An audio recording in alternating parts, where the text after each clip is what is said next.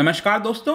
अचानक से social media पर काफी सारे लोग डिस्कस कर रहे हैं कि क्या मीराबाई चानू को गोल्ड मेडल मिल जाएगा। आपको याद होगा जस्ट 2 दिन पहले उन्होंने वेट लिफ्टिंग में 49 केजी के कैटेगरी के अंदर सिल्वर मेडल जीता था और जो फर्स्ट आई थी वो चाइनीज वेट लिफ्टर थी। तो यहां पर क्या हुआ है कि एक डोप टेस्टिंग की जाएगी। आपको बहुत सारे न्यूज मिल जाएंगे इससे related. Silver medallist Chanu stands chance to get medal upgrade. यहां पर भी आप देख सकते हो Mirabai Chanu stands chance to get gold if Chinese weightlifter fails dope test.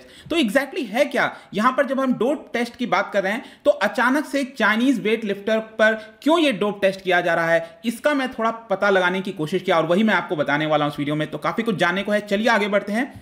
यहां पर सबसे पहले आपको ध्यान रखना है कि जो टोक्यो ओलंपिक्स चल रहा है इसमें जस्ट 2 दिन पहले की बात है। अगर आप मीराबाई चानू का स्कोर देखेंगे, यहां पर जो पूरा वेट लिफ्टिंग होता है इसके अंदर उन्होंने 49 केजी के कैटेगरी में जीता था। जब मैं 49 केजी कहता हूं तो इसका मतलब जो एथलीट हैं वो 49 केजी से ज्यादा की नहीं होनी चाहिए जब वो वेट लिफ्टिंग करने जाएंगी। तो यहां पर अगर आप स्कोर देखोगे, जो हमने सिल्वर मेडल जीता था मीराबाई चानू ने, इनका जो स्कोर था, यहां पर 2 कैटेगरीज होती हैं। एक राउंड होता है जिसको कहते हैं स्नैच और दूसरा होता है क्लीन एंड जर्क। जो स्नैच होता है वो आपको इस तरह से देखने को मिलेगा और जो क्लीन एंड जर्क है वो इस प्रकार से किया जाता है। तो मीराबाई चानू ने स्नैच के अंदर 87 केजी उठाया था। उनका जो 3 चांसेस दिए जाते हैं तो उसमें जो सबसे बेस्ट था वो 87 केजी था। और क्लीन एंड जर्क में अगर आप देखोगे तो यहां पर उनका जो सबसे बेस्ट था वो 115 केजी का उन्होंने उठाया था। तो इन दोनों स्कोर को ऐड किया जाता है, दोनों में जो सबसे बेस्ट होता है, और यहां पर उनका टोटल स्कोर आया था 202 केजी का। और चाइना का अगर आप देखोगे स्कोर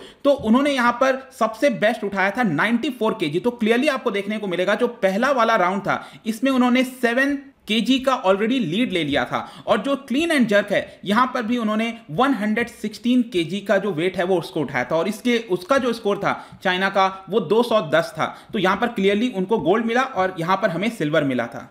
लेकिन यहां पर अगर आप एक चीज ध्यान से नोटिस करेंगे तो आपको क्लियरली पता चलेगा कि चाइना की रेसलर ने जो स्नैच है और जो क्लीन एंड जर्क है दोनों में ओलंपिक रिकॉर्ड बनाया है। यहां पर आप देख सकते हो OR लिखा हुआ है इसके बगल में, और ये क्लीन एंड जर्क में भी 116, मतलब कि ओलंपिक में 49 केजी के कैटेगरी में विमेंस में यहां पर अभी तक सबसे ज्यादा जो वेट है, चाहे स्नैच हो क्लीन एंड जर्क हो, उसमें यहां पर चाइना की रेसलर ने उसको उठाया। तो ओलंपिक रिकॉर्ड बन गया। लेकिन वर्ल्ड रिकॉर्ड में आपको बता दूं कि इसी साल जो मीराबाई चानू हैं उन्होंने क्लीन एंड जर्क में 119 केजी उठाया था, जो कि अभी पूरा वर्ल्ड रिकॉर्ड है। इससे ज्यादा किसी ने अभी तक नहीं उठाया है। तो ये सारी चीजें जब हो रही थी तो यहां पर आज खबर आया है कि जो चाइना की वेट लिफ्टर हैं उनको बोला गया है कि आप टोक्यो के अंदर ही रुकिए क्योंकि आपके ऊपर डोप टेस्ट किया जाएगा। और जब डोप टेस्ट किया जाएगा अगर वो पॉजिटिव पाई जाती हैं तो यहां पर भारत को, क्योंकि जो नियम है वो यही कहता है कि जो भी पर्सन डोप टेस्ट कराता है तो उसके मेडल को वापस ले लिया जाता है। तो यहां पर ऑटोमेटिकली मीराबाई चानू को गोल्ड मिल जाएगा।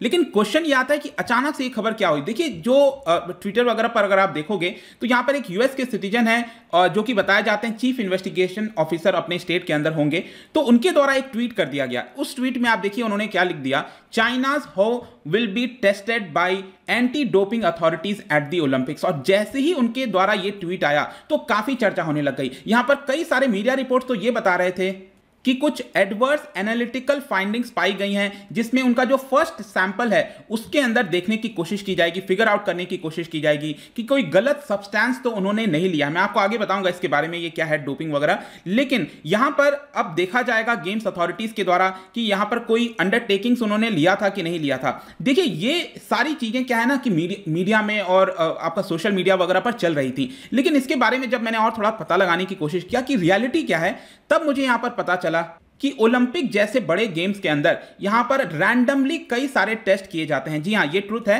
कि 5000 एथलीट्स के लगभग, चाहे वो एथलीट खेल रहा हो, किसी ने मेडल जीता हो नहीं जीता हो, रैंडम तरीके से यहां पर आप कह सकते हो कि जो एथलीट्स हैं उनकी डोप की टेस्टिंग की जाती है। और सेम उसी प्रकार से आप कह सकते हो कि जो चाइनीज वेट लिफ्टर हैं उनकी भी यहां पर टेस्टिंग की जा रही है। और इसी की वजह से अब क्योंकि ये हम मैच के अंदर इन्वॉल्व थे, हमारे इंडियंस को यहां पर सिल्वर मेडल मिला था, इसीलिए इसके अंदर इतनी ज्यादा जिज्ञासा हो गई। और जाहिर सी बात है कि बहुत कम चांसेस है कि ऐसा होगा क्योंकि यहां पर बहुत ही जो एथलीट्स हैं वो सावधानी रखते हैं। जाहिर सी बात है कि उनकी जो कड़ी मेहनत है वो उसमें इन्वॉल्व होती है।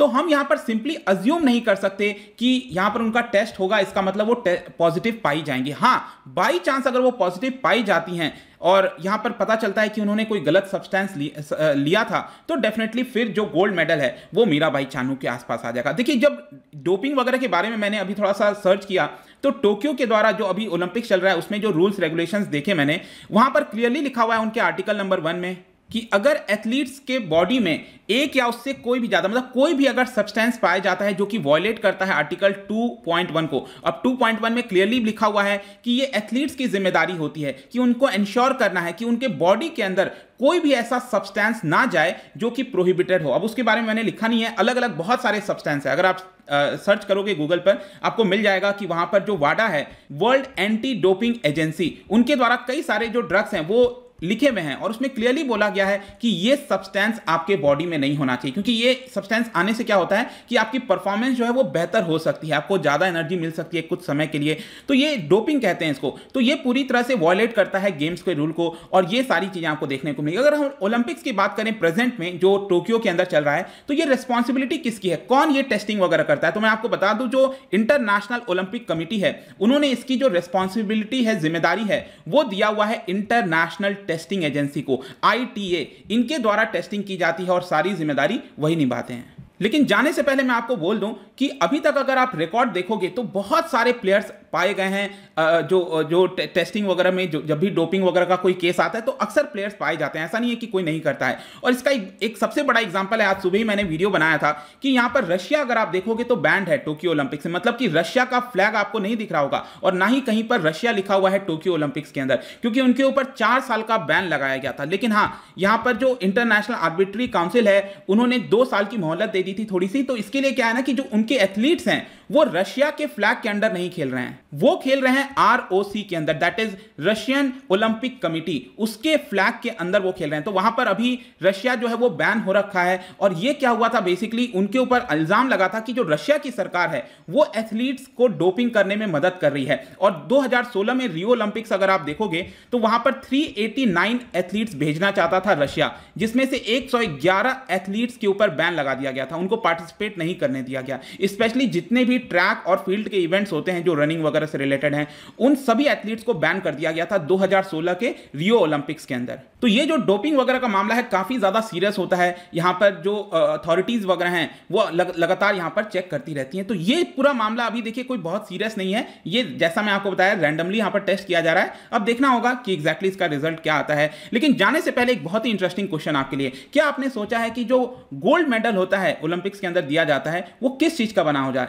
इनफैक्ट मैं आपको बताऊं तो 1912 तक अगर आप देखोगे तो ये प्योर गोल्ड का होता था, लेकिन उसके बाद से ऑब्वियस सी बात है इसमें मिक्सचर करने लग गया। तो क्या आप बता सकते हो कि सिल्वर और गोल्ड का इसमें आपको कितना परसेंटेज देखने को मिलेगा? इसका जो राइट आंसर है आपको पता ही है, मेरे इंस्टाग्राम पर तो मिलेगा ही आपको, वहां पर आप ले सकते हो। अगर आप वहां पर नहीं है कोई बात नहीं, टेलीग्राम से भी आप इसका सही उत्तर ले सकते हैं। मैं कई सारे MCQs यहां पर डालता रहता हूं स्टोरीज के फॉर्म में, आप जाकर प्ले कर सकते हो। बाकी अगर आपको इसका PDF चाहिए टेलीग्राम पर आइए, अलग अलग सोशल मीडिया पर भी आप उनसे जुड़ सकते हैं। और अगर आप UPSC की तैयारी कर रहे हैं, किसी भी स्टेट एग्जाम की प्रिपरेशन कर रहे हैं, डेफिनेटली आपको हमारे कोर्स को ज्वाइन कर सकते हैं। ऐप डाउनलोड करिए, studiiq.com पर जाइए। आई होप कि वीडियो आपको पसंद आया होगा। मिलता हूं आपसे next time, till then thank you very much, see you soon.